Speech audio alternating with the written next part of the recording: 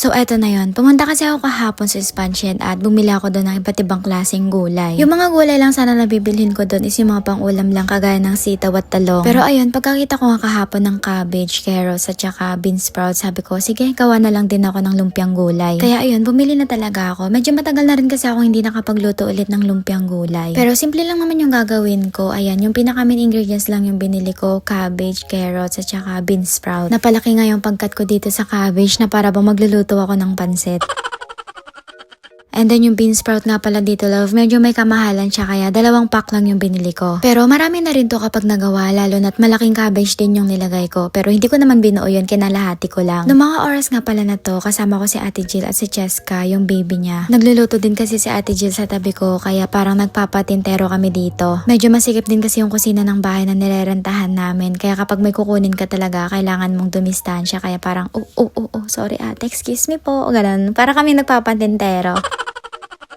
At ayan nga, nakata natin lahat ng mga gulay. Ngayon, lalabas naman tayo. Dalhin natin to dun sa may tanim natin sa may likod. Meron kaming mini garden dito at bumili na lang din kami ng kanya-kanya naming mga lupa. Kasi tignan nyo naman, love, walang kalupa-lupa dito sa may bandang likod namin. So, etong mga pinagtapyasan at pinagbalatan ko ng gulay, ilalagay ko lang to dito sa may bandang tubig kasi minsan dito ako kumukuha ng pangdilig ko. Pero parang hindi ata effective tong ginawa ko kasi parang unti-unti silang namamatay. Paano ba namang hindi mamamatay? Itinusok mo yung mga tanim mo sa gitna para lang hindi lumusot sa ilalim. Nagkamali kasi ako dyan sa pagbutas na sobrahan ko sa laki. Pero sa totoo lang, love, to be honest, sobrang hirap niyang itansya. Ang hirap niya itansya kung gaano kalaki para magkasya yung mga tanim. Kaya ayun, ginawaan ko na lang din ng paraan. Pero parang mabubuhay naman. La Lord, sana mabuhay yun. After ko nga manggaling sa likod, nagkat lang ako dito ng pipino na may sili at konting sibuyas para sa sawsawan natin mamaya. At pagkatapos no, nagsimula na nga ako magluto. Inuna ko na nga igisa dito yung sibuyas at bawang. Pagkatapos nga nito, ilalagay ko naman tong mga carrots. Parang may sama ata ako ng loob habang naghihiwa kanina ng mga gulay kasi parang ang lalaki naman neto. Pero nagtitiwala pa rin ako sa naiisip ko na liliit pa to kapag naluto na. At ayan, pagka-half cook nga ng carrots natin, tsaka ko na nilagay itong mga malalaking cabbage.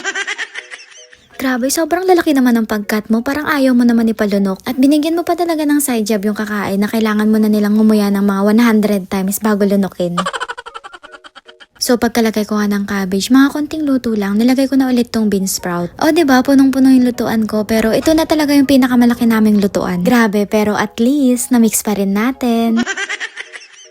Tapos alam nyo bang konting-konting toyo lang yung nailagay ko dito kasi paano ba naman yan, naisipan kong magluto ng lumpiang gulay pero hindi ko naisipang bumili muna ng toyo. Kaya ayun, dinagdagan ko na lang kanina ng konting asin at naglagay na rin ako dito ng konting paminta. Pero kako, babawiin ko na lang to sa sawsawan. Doon ko talaga ibubuhos lahat ng alat pero lalagyan ko pa rin yun ng konting asukal, syempre. At nandito na nga tayo sa pinaka-exciting at favorite part ko kapag gumagawa ng lumpiang gulay. Pero ako lang ba yung nasasatisfy at saka napapakalma nito kapag ginagawa to? Anyways, nasa level na tayo ng pagbabalot pero nahirapan talaga ako dito sa sobrang lalaki ng mga gulay. Medyo mahirap siya i-roll at ibalot dahil nga malalaki yung pagkat ko ng gulay. Kaya yung mga iba kong gawa, dinodoble ko na lang ng pangbalot. Pero next time, lilitan ko na talaga yung pagkat ko ng gulay kasi sobrang lalaki naman talaga ng nakat ko kanina, lalo na yung cabbage. Yung ganong size nga, pwede ng pangnilagang baka at kapag magluluto naman ng pansit, medyo malaki pa nga yung ganong size eh. So after ko nga mabalot lahat, nagpainit lang ako dito ng mantika pero ewan ko ba, feeling ko kasi kanina mainit na pero nung nilagay ko yung mga yung mga lumpiang gulay na binalot ko, ayan, 'di ba? Halatang hindi pa mainit. Kaya yung mga pinakauna kong sinalang na yan, nasira lahat yan. Itong mga to, second batch na lang to.